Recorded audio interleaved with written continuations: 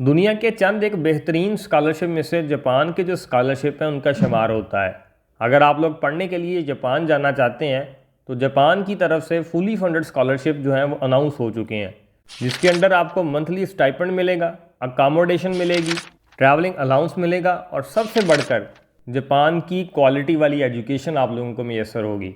अगर आप लोगों ने 12वीं कर ली है या अभी आप 12वीं में पढ़ रहे हैं, आपका जो रिज़ल्ट है वो अवेटिंग है, तो भी आप इन स्कॉलरशिप में अप्लाई कर सकते हैं फॉर बैचलर प्रोग्राम।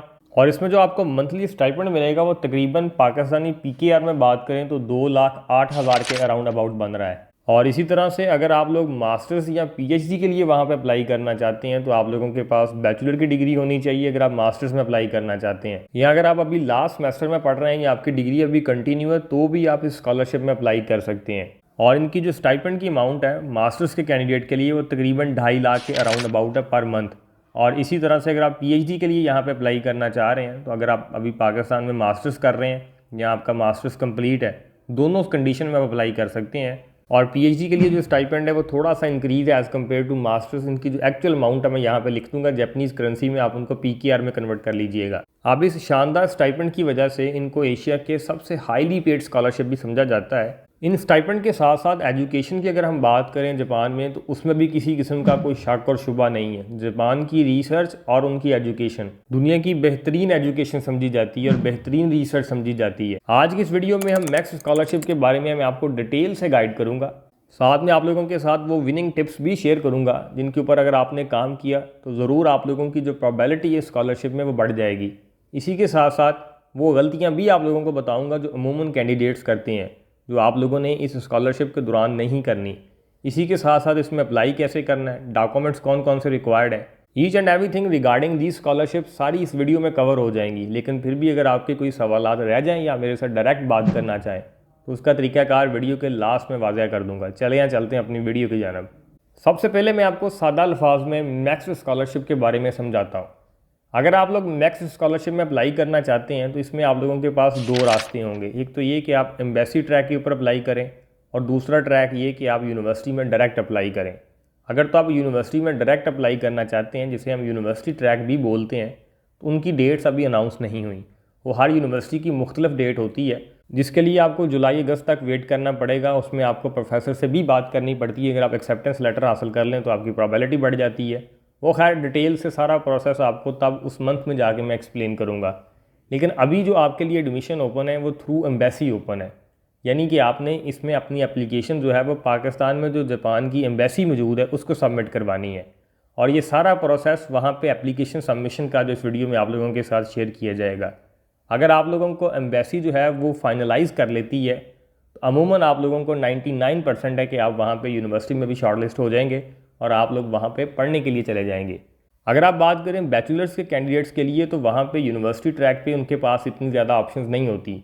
आप लोगों के पास जो ऑप्शंस हैं वो एम्बेसी ट्रैक में ही ज़्यादा देखने को मिलती हैं। तो लिहाजा वो तमाम कैंडिडेट जो बैचलर के लिए जापान जाना चाहते हैं तो उनके लिए रिकमेंडेड ये है कि वो एम्बेसी ट्रैक पे अप्लाई करें। बाकी बैचलर वालों के लिए यहाँ पे MBBS, BDS, फार्मेसी जैसे प्रोग्राम भी अवेलेबल होते हैं। तो इनके बारे में प्रोसेस जानने के लिए आपको गूगल पे आना पड़ेगा और इस वेबसाइट पे आना पड़ेगा जो कि जापान की एम्बेसी की वेबसाइट है जो पाकिस्तान में मौजूद है। जैसे आप इस वेबसाइट पर आएंगे तो आपको मैं इसका लिंक डायरेक्ट दे दूंगा यहाँ पे डिस्क्रिप्शन पे और आपके सामने ये वाला इंटरफेस ओपन होगा जो अभी आपको नज़र आ रहा है। अब अगर आप लोग यहाँ पे मास्टर्स और PhD के लिए अप्लाई करना चाहते हैं तो ये सबसे जो ऊपर वाला लिंक है इस पर आपने क्लिक करना है। और अगर आप बैचलर के लिए अप्लाई करना चाहते हैं तो ये दूसरे जो लिंक है इसमें आपने अप्लाई करना है। अब मैं आपको दोनों 1 बाय 1 दिखा देता हूँ। पहले हम अंडर ग्रेजुएट के ऊपर क्लिक कर लेते हैं और आपके सामने जैसे ही आप क्लिक करेंगे तो इस तरह का पेज ओपन होगा। और जैसे ही आप इसको स्क्रॉल करेंगे तो यहाँ पे एक तो आपको डेडलाइन नज़र आ रही है जो कि 5 जून 2026 है बैचलर्स के कैंडिडेट के लिए यहाँ पे एप्लीकेशन प्रोसीडिंग के लिए। अब यहाँ पे डॉक्यूमेंटेशन की तरफ जाएं तो नीचे आप जैसे इसको स्क्रॉल करेंगे तो यहाँ पे रिक्वायर्ड डॉक्यूमेंट्स लिखे हुए हैं। तो आप लोगों को क्या चाहिए, यहाँ पे एक मार्कशीट फॉर्म चाहिए जो कि इनकी वेबसाइट से डाउनलोड होगा। अभी मैं आपको दिखाता हूँ, उसको आपको फिल करना होगा। और इसके साथ साथ यहाँ पे दूसरा जो है वो एप्लीकेशन फॉर्म है, उसे भी आपको फिल करना होगा। ये तमाम जो फॉर्म है आपको इसी तरह से गूगल से मिल जाएंगे। इन्हीं लिंक के ऊपर आप क्लिक करेंगे तो ये आपको ले जाएगा जो जापान की अपनी वेबसाइट है स्टडी इन जापान के ऊपर। तो वहाँ से आपने ये डाउनलोड करने होंगे। उसके बाद आप लोगों ने अपनी जो ट्रांसक्रिप्ट है यानी मार्कशीट वगैरह है वो जिसमें सेकेंडरी स्कूल मैट्रिक और जो आपकी ओ लेवल या ए लेवल या इंटरमीडिएट की जो है वो आप लोगों के लिए चाहिए और वो अटेस्टेड चाहिए। यहाँ पे अटेस्टेड से मुराद ये नहीं है कि वो आप लोगों ने ज़रूरी जो है वो IBCC और बोर्ड और मोफा से ही करवा के देनी है। अगर तो आपकी ऑलरेडी वहाँ से अटेस्टेड है तो आपको किसी भी नई अटेस्टेशन की ज़रूरत नहीं है, जस्ट आपने उसी की रंगीन कॉपीज़ करवानी है और वो आपने सबमिट करनी है। लेकिन अगर आपकी वहाँ से अटेस्टेशन नहीं है तो आपका जो कोचिंग सेंटर है जिधर से आप पढ़ रहे हैं, आपका कॉलेज इंस्टीट्यूट, वहाँ से आपने टेस्ट करवा के देनी है। और बिलखसूस जो कैंडिडेट अभी अपनी एजुकेशन इनकी कंटिन्यू कंप्लीट नहीं हुई, उनके लिए तो यही जो रोड मैप है वही रिकमेंडेड है। बाकी अगर आपकी कंप्लीट भी है तो भी अगर आप अभी IBCC और बोर्ड वगैरह से नहीं करवा सकते, आप लोग भी यही रास्ता अडॉप्ट करें कि आपने जिधर से डिग्री अपनी की है, जिस कॉलेज से, जिस इंस्टीट्यूट से, वहाँ से अपने डॉक्यूमेंट जो है अटेस्ट करवा के, यानी आपने एक रंगीन फ़ोटोकॉपी करवानी है अपने रिजल्ट कार्ड की, सर्टिफिकेट की, उसी को अटेस्ट करवाना है। और वो जो अटेस्टेशन वाली सही कापी होगी, ओरिजिनल कापी होगी, वही आपने भेजनी है वहाँ पे। और दूसरी है यहाँ पे जो बाकी डॉक्यूमेंट यहाँ पे चाहिए वो आपको रिकमेंडेशन लेटर चाहिए। 2 यहाँ पे रिकमेंडेशन लेटर हैं। एक यहाँ पे बेसिकली तो आप पर मैंडेटरी है जो कि आपने अपने कॉलेज वगैरह से हासिल करना है। दूसरा, अगर आप किसी जगह पे जॉब करते हैं तो वहाँ से भी वो हासिल कर सकते हैं, लेकिन यहाँ पे जो मैंडेटरी है वो एक ही है। बाकी अगर आप किसी और जगह पे पढ़ रहे हैं, अभी आपने एजुकेशन आगे कंटिन्यू की है, उसका इनरोलमेंट फॉर्म है आपके पास, तो वो आपने सबमिट करवाना है। इसी तरह से होप सर्टिफिकेट अगर आपकी एजुकेशन जो है वो अभी पेंडिंग पे है। लेकिन यहाँ पे ये बात वाज़ेह हो जाती है कि वो तमाम कैंडिडेट जो अप्लाई यहाँ पे कर सकते हैं उन होप सर्टिफिकेट जिनकी जो डिग्री है वो अगस्त 2026 तक एक्सपेक्टेड है वो ख़त्म हो जाएगी। तो इट मीन्स कि जो भी कैंडिडेट अभी 8वें सेमेस्टर में पढ़ रहे हैं या वो तमाम कैंडिडेट जो अभी 12वीं क्लास में पढ़ रहे हैं वो यहाँ पे एप्लीकेबल हैं, अप्लाई कर सकते हैं, एलिजिबल है। लेकिन यहाँ पे मैं आपको बताता चलूँ कि यहाँ पे जो मार्क्स हैं उनके एक सर्टेन क्राइटेरिया है। अगर आपके मार्क्स उस सर्टेन या थ्रेशोल्ड से कम होंगे तो आपका यहाँ पे कोई चांस नहीं है। तो मेरी तरफ से उन तमाम कैंडिडेट के लिए ये स्कॉलरशिप रिकमेंडेड है जिनके मार्क्स 85% से अबव हैं, तो उनको ज़रूर इसमें अप्लाई करना चाहिए और ज़रूर अपनी किस्मत आजमानी चाहिए। अब हम आते हैं मास्टर्स और PhD वालों की तरफ। और मास्टर्स एंड PhD वालों के लिए अगर आप देखें तो उनके लिए सबसे पहले डेडलाइन मेंशन है जो 26 मई है। इसके बाद अगर हम इनके डॉक्यूमेंट देखें तो सबसे पहले आपने मार्कशीट फॉर्म है। अगेन ये डिफरेंट होगा बैचलर वालों के लिए और मास्टर्स एंड PhD वालों के लिए डिफरेंट होगा, लेकिन वेबसाइट सेम है, वहीं से आपको मिल जाएगा। एप्लीकेशन फॉर्म है, रिसर्च प्लान है। अब ये जो रिसर्च प्लान है ना, ये सबसे की डॉक्यूमेंट है, इनका भी टेम्पलेट उन्होंने यहाँ पे दिया हुआ है, वो वाला आप फॉलो कर सकते हैं और वही बल्कि आपको फॉलो करना होगा। और उसी के बेस पे आप लोगों की जो सिलेक्शन है वो होने के ज़्यादा चांसेस हैं। जितनी ज़्यादा मेहनत आप इस रिसर्च प्लान पे करेंगे उतने आपके हाई चांसेस हैं स्कॉलरशिप में शॉर्टलिस्ट होने के। तो मैं आपको फर्दर जाके आगे एक्सप्लेन भी करता हूँ। इसी के साथ साथ बाकी सारे वही डॉक्यूमेंट है, टेस्टेड आपको चाहिए, होप सर्टिफिकेट या आपके पास फाइनल रिजल्ट कार्ड है। इसे सबको मैं एक दफ़ा स्क्रॉल डाउन कर देता हूँ, ईजी टू रीड है, आप ये सारा कुछ रीड आउट कर लें तो आपको यहाँ पे समझ आ जाएगा। यहाँ पे एक चीज़ ये लिखी हुई है जो एब्स्ट्रैक्ट ऑफ थीसिस है, ये अगर आपके पास है तो आपने अपने थीसिस का एब्स्ट्रैक्ट यहाँ पे लिखना है। वो तमाम कैंडिडेट जिन्होंने मास्टर्स में या बैचलर में थीसिस किया होता है तो उसका एब्स्ट्रैक्ट भी आपको यहाँ पे जमा करवाना पड़ता है। और इसी के साथ साथ जो रिकमेंडेशन लेटर है, यहाँ पे 2 तरह की रिकमेंडेशन लेटर उन्होंने आपसे डिमांड की है। एक तो वो जो आपने अपने प्रीवियस इंस्टीट्यूट से हासिल करना है, और जो दूसरा रिकमेंडेशन लेटर है वो आप हासिल कर सकते हैं वहाँ से जहाँ पे आप अभी जॉब कर रहे हैं। होपफुली कि आपको डॉक्यूमेंट की समझ आ चुकी होगी। फ़िलहाल यही सारे डॉक्यूमेंट चाहिए और ये तमाम डॉक्यूमेंट आपने भेजने कहाँ पे हैं, यानी इनकी सबमिशन कैसे होगी कि आपने ये तमाम अपनी फ़ाइल प्रिपेयर करनी है, फिर इनको आपने भेजना है जो जापान की एम्बेसी है उनके एड्रेस के ऊपर कोरियर करवाने होते हैं फिज़िकली। अब ये कोरियर करवाने का जो एड्रेस है यहाँ पे मैं आप लोगों के लिए बता दूंगा कि अगर तो आप लोग लाहौर में हैं या पंजाब वाली साइड से बिलोंग करते हैं, या वो तमाम लोग जिनको इस्लामाबाद करीब पड़ता है तो वो इस्लामाबाद वाले एड्रेस पे भेजेंगे, और वो तमाम लोग जिनको कराची करीब पड़ता है तो वो कराची वाले एड्रेस में भेजेंगे। और इसी वेबसाइट के ऊपर इनके जो एड्रेस अभी आपकी स्क्रीन के ऊपर मैं नुमाया कर रहा हूँ, इधर से आप देख सकते हैं, इसी पर आपने अरसाल करने हैं, यानी कोरियर करने हैं। तो ये है इनका मुकम्मल प्रोसीजर। आपने ये मुकम्मल जो प्रोसीजर है आपका डॉक्यूमेंट्स का, ये मुकम्मल करने के बाद ये डॉक्यूमेंट डेडलाइन से पहले पहले वहाँ कोरियर आपने करने हैं। एंड आफ्टर डैट क्या प्रोसेस होगा, अगर आप जाएँ इनकी वेबसाइट के ऊपर जो स्टडी इन जापान की वेबसाइट है, तो वहाँ पर आप लोगों को स्टूडेंट गाइडलाइन की फॉर्म में एक आपको पेज मिलता है PDF में।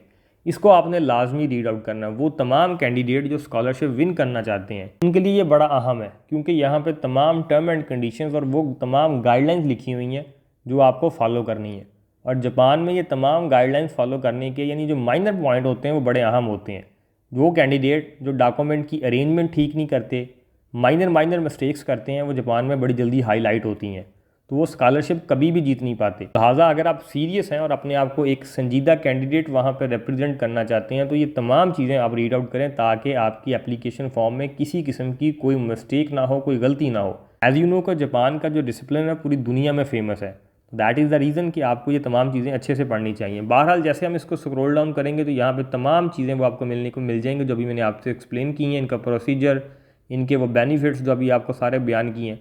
और इसके बाद हम अगर लास्ट पे आएँ तो आपको ये इनका पूरा प्रोसीजर भी नज़र आ रहा है कि वो तमाम कैंडिडेट जिनके ये सवालात होते हैं कि अप्लाई के बाद क्या वाला क्या प्रोसीजर होगा, ये प्रोसेस किस तरह से कंटिन्यू होगा। तो यहाँ पे मैं आपको बताता चलूँ कि इन स्कॉलरशिप में आपने अपने लिए अप्लाई करना है। डेडलाइन के बाद आपकी फ़र्स्ट स्क्रीनिंग होगी, यानी आपके जो डॉक्यूमेंट्स हैं उनकी जांच पड़ताल होगी। वो तमाम कैंडिडेट जो शॉर्टलिस्ट किए जाएंगे उनके इंटरव्यू और टेस्ट वहाँ पे कंडक्ट होंगे एम्बेसी में। वो अगर वो कैंडिडेट पास आउट करेंगे तो फर्दर सारा ये प्रोसीजर होगा, ये आप देख लें यहाँ पे ईच एंड एवरीथिंग जो है वो बयान की गई है। तो अब इसको अगर मैं एक एक चीज़ को एक्सप्लेन करूँ तो काफ़ी लंबा हो जाएगा। तो बहरहाल ये सारा प्रोसीजर है जो आपको फॉलो करना पड़ेगा, यानी जो इस साल लोग अप्लाई कर रहे हैं वो नेक्स्ट ईयर जो जापान में पढ़ने के लिए जाएंगे। तो ये प्रोसेस एक लेंथी प्रोसेस है, लेकिन ये एक शानदार अपॉर्चुनिटी है और एक बड़ी आउटस्टैंडिंग किस्म की अपॉर्चुनिटी है। तो आप लोगों को ज़रूर इसमें अप्लाई करना चाहिए। अब हम चलते हैं इनके वो 2 अहम डॉक्यूमेंट की तरफ जो यहाँ पे आपको फिल करके सबमिट करवाने पड़ते हैं, जिनमें से आपको जाने के लिए जैसे आप इनकी वेबसाइट पे हैं तो जैसे लेट्स सपोज दैट हम ये इनका जो इंटरफेस है आप लोगों के पास मास्टर्स और पीएचडी वालों के लिए चूँकि सेम इंटरफेस है, बैचलर वालों के लिए डॉक्यूमेंट का डिफरेंस है। तो आपको ये लिंक नज़र आ रहा है, इस पर आपने क्लिक करना है तो आप स्टडी इन जापान वाली वेबसाइट पे आ जाएंगे। जैसे इस वेबसाइट पे आप आएंगे तो आप लोगों के सामने ये तमाम फॉर्म लिखे हुए हैं जो आपने फिल करवाने हैं और करने हैं, ठीक है। अब यहाँ पे एप्लीकेशन गाइडलाइंस में सबसे पहले तो वो गाइडलाइन है जो अभी मैं आपको बता चुका हूँ कि आपने रीड आउट करनी है, उसी पे सारे बेनिफिट और सारा कुछ आपके लिए लिखा गया है। उसके बाद जो अहम पॉइंट है वो ये है कि आपके लिए एप्लीकेशन फॉर्म जो आपने सबमिट करवाना है, इसके आपने ऊपर क्लिक करना है तो आपके सामने ये वाला एप्लीकेशन फॉर्म जो है वो ओपन हो जाएगा। अब ये एप्लीकेशन फॉर्म है जो आपने यहाँ पे फिल करके सबमिट करवाना है। अब ये एप्लीकेशन फॉर्म आपने कंप्यूटराइज ही फिल करना है। अब यहाँ से बड़ी इजीली लैपटॉप पे इसको फिल कर सकते हैं, मोबाइल पे इसे आपने फिल नहीं करना। वो तमाम कैंडिडेट जिनके पास मोबाइल एंड लैपटॉप्स नहीं मौजूद, कोशिश करें कि अपने लिए लैपटॉप किसी जगह से अरेंज करें। या अगर आप लोगों के पास टाइम नहीं है और आप ये सारा प्रोसेस खुद नहीं कर सकते तो ये हमारी टीम भी आपके लिए हैंडल कर लेगी। लेकिन रिकमेंडेड ये है कि बड़ा इजी सा काम है, आप लोगों के लिए सारा कुछ मैं यहीं पे शो कर रहा हूँ, दिखा रहा हूँ। आप इन तमाम चीज़ों को फॉलो करके अपने लिए खुद करेंगे, रिकमेंडेड आप लोगों के लिए ये है। लेकिन वो कैंडिडेट जिनके पास टाइम नहीं है या किसी भी वजह से वो ये खुद अपने लिए नहीं कर सकते तो उसके लिए वो हमारी टीम की सर्विसेज भी अवेल कर सकते हैं। तो बहरहाल आप लोगों के सामने ये फॉर्म मैं सारा शो कर रहा हूँ। अब ये फॉर्म बड़ा इजी है। एक तो ये आपने जैपनीज़ देख के परेशान नहीं हो जाना, हर चीज़ के साथ उन्होंने इंग्लिश भी लिखी है। जैसे यहाँ पे जब शुरू होता है तो नेम इन अल्फ़ाबेट लिखा है, तो यहाँ पे जस्ट आपने अपना नाम लिखना है, ठीक है, बड़ा इजी है। उसके बाद आपने अपना जेंडर सेलेक्ट करना है, मेल है कि फ़ीमेल है, क्लिक करना है तो वहाँ पर टिक लग जाएगा, वो मेल है तो मेल और फीमेल है तो फीमेल। इसी तरह से जैपनीज़ नेशनलिटी आपके पास नो एंड येस में आपने देना है, नहीं है तो नो, और येस है तो फिर येस पे आपने क्लिक करना है, ठीक है। तो ये इसी तरह से आपने ये सारा फॉर्म है जिसमें सिंपल आपके रेलिवेंट डिटेल है, इनमें कोई भी ऐसी चीज़ नहीं है जो आप लोगों को समझ में ना आए। अपना फ़ोन नंबर आपने लिखना है, अपनी ईमेल लिखनी है। फिर ये आपसे पूछ रहा है कि आपने पहले कभी मैक्स स्कॉलरशिप जीता है, तो लिहाजा आप लोगों ने नहीं जीता तो नो पे क्लिक करना है। तो आपसे ये नीचे वाला जो सारा फॉर्म है वो आपने फिर फिल नहीं करना, उसको एम्प्टी छोड़ देना है। और इसी को आप 100 नीचे हैं तो आपकी एजुकेशन की डिटेल आ जाएंगी जो आपने वहाँ पे अपने प्राइमरी हिस्से से लेकर जो आपकी करंट एजुकेशन लास्ट एजुकेशन तक आपने चीज़ें फिल करनी है, ठीक है। और ये बड़ी एहतियात से आपने करनी है, कोई इतना ज़्यादा इसको लेने की ज़रूरत नहीं है कि आप इसको जल्दी जल्दी चीज़ें फिल करें और इसमें मिस्टेक्स करें। ये आपने बड़ी केयरफुली चीज़ें सारी जो हैं वो डील करनी है। तो होपफुली ये इजी है, लेकिन इसमें जो की पॉइंट है वो मैं डिस्कस करूँगा आप लोगों के लिए। जो मेन पॉइंट है वो ये यहाँ से जो पेज शुरू होता है ना, जो इनका 12 पॉइंट है, यहाँ पे ये भी मैं आपको एलेबोरेट कर दूँ। ये जो मैं अभी फॉर्म फिल कर रहा हूँ ये मास्टर्स और पीआईडी वालों के लिए, बैचलर वालों के लिए जो चीज़ें थोड़ी डिफरेंट होंगी वो अपना फॉर्म जाके उधर से देख सकते हैं। बाकी पर्सनल डिटेल यही होंगी और उनका जो मोटिवेशनल लेटर है वो अलग से लिखा जाएगा। बहरहाल ये जो आपका 12 पॉइंट है इस पर आपने अपनी स्पेशलाइजेशन बयान करनी है। लेट्स सपोज दैट अगर आप फिजिक्स पढ़ रहे थे और आपने 7th या सेमेस्टर में जो स्पेशलाइजेशन की है वो सॉलिड स्टेट फिजिक्स में थी, क्वांटम फिजिक्स में थी, इसी तरह से केमिस्ट्री की है आपने, तो आप लोगों की जो स्पेशलाइजेशन थी वो इनऑर्गेनिक में थी, ऑर्गेनिक में थी, या कंप्यूटर साइंस की है तो आगे फर्दर क्या आपकी उसमें स्पेशलाइजेशन है तो वो आपने यहाँ पे अपने बयान करनी है, ठीक है। और इसी के साथ साथ ये जो नेक्स्ट बॉक्स है इसमें आपने अपनी पब्लिकेशन वगैरह लिखनी है जो आपके पास उनके टाइटल्स, अगर कोई आपने प्रोजेक्ट इवन दो किए हुए हैं तो उनके भी आप यहाँ पे नाम लिख सकते हैं, सही है। पब्लिश भी हों या ऑन गोइंग हों वो दोनों आप लिख सकते हैं। आप अंडर रिव्यू पढ़े हों तो वो भी आप लिख सकते हैं यहाँ पे। तो आपने यहाँ पे अच्छे से अपने बारे में जो तमाम चीज़ें लिखनी हैं जो आपके पास चीज़ें मौजूद हैं। इसके बाद आप वहाँ पे कौन सी डिग्री के लिए जा रहे हैं वो आपने यहाँ पे क्लिक करना है, और इसी के साथ साथ आप किस मंथ में वहाँ पे जाना चाह रहे हैं, अप्रैल, सितंबर, अक्टूबर या दोनों में से जो भी आपको मिल जाए तो दोनों पे क्लिक करना हो या कोई स्पेसिफिक मंथ करना हो, तो क्योंकि यहाँ पे यूनिवर्सिटीज़ की डिफरेंट इनटेक होती है, वो यूनिवर्सिटी टू यूनिवर्सिटी आपको वो वेरी करती है। तो ये तमाम चीज़ें आपको यूनिवर्सिटी के बारे में प्रॉपर रिसर्च करनी चाहिए, और जिस भी पर्टिकुलर या स्पेसिफिक यूनिवर्सिटी में अप्लाई करना चाहते हैं उनका ऑलरेडी आपको आइडिया होना चाहिए। यहाँ पे एक और भी ये आपके लिए विनिंग पॉइंट मैं आपको बताता चलूँ कि वो तमाम कैंडिडेट जिनको ऑलरेडी अपनी यूनिवर्सिटी और प्रोफेसर के बारे में पता होता है मास्टर में PhD में कि वो किसको टारगेट कर रहे हैं, अगर तो उन्होंने वहाँ से कोई एक्सेप्टेंस लेटर हासिल कर रखा है तो देन वो आपके लिए बड़ी बड़ी आला चीज़ साबित होती है इन स्कॉलरशिप में। उसको आप किस तरह से यूटिलाइज़ कर सकते हैं मैं अभी बताता हूँ, लेकिन अगर आपके पास कोई एक्सेप्टेंस लेटर नहीं भी है और आपका ऑलरेडी जो है वो प्रोफेसर आपके माइंड में होना चाहिए, यूनिवर्सिटी जो है वो आपके माइंड में होनी चाहिए जिसको आप टारगेट करना चाहते हैं, तो उसका बड़ा बेनिफिट होगा आपको। तो ये सारी चीज़ें आपने बाहर इस हिसाब से आपने ये फिल आउट करनी है। अगर आपको जॉब कर रहे हैं तो आपने येस पे क्लिक करना है, तो अपने लास्ट 2 जॉब्स के बारे में यहाँ पे लिखना है इन 2 बॉक्सेस में, सही है। और इसके बाद आता है जी आगे motivation for studying in Japan. अब ये सवालात के जवाबात देने हैं, it is a main point. अगर आप बैचलर के लिए देखें तो यही जो वो पोर्शन है जो आपका फैसला करता है, और इसी तरह से अगर आप मास्टर्स और PhD में देखें तो रिसर्च प्रपोजल आप उसको सबसे अहम पॉइंट कह सकते हैं जो जिस पे आपको सबसे ज़्यादा फोकस करना है। और उसके बाद जो दूसरा पॉइंट है वो आपके लिए ये मोटिवेशनल लेटर है। तमाम चीज़ें AI कॉपी पेस्ट नहीं होनी चाहिए, ये तमाम चीज़ों में ग्रामेटिकल मिस्टेक्स नहीं होनी चाहिए।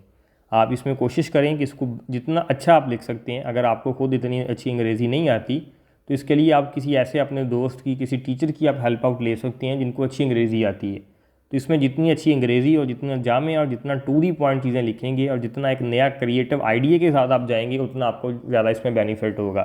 तो पहला सवाल है, what was the trigger for having an interest in Japan. भी जापान में कौन सी ऐसी चीज़ है जिसने आपको मोटिवेट किया जापान आने के लिए, यानी जो आप लोग सवाल लिखते हैं ना, वाई जापान, जापान ही क्यों आखिर पूरी दुनिया में छोड़कर, तो उसका आपने ये जवाब लिखना है, सही है। उनकी क्वालिटी वाली एजुकेशन है, उनकी यूनिवर्सिटीज़ हैं, खैर काफ़ी ज़्यादा यहाँ पे पॉइंट्स जो अपनी तरफ से लिख सकते हैं। इसी तरह से why do you choose Japan as a destination to study graduate level education. आप ग्रेजुएट लेवल के लिए यहाँ पे क्यों आए हैं।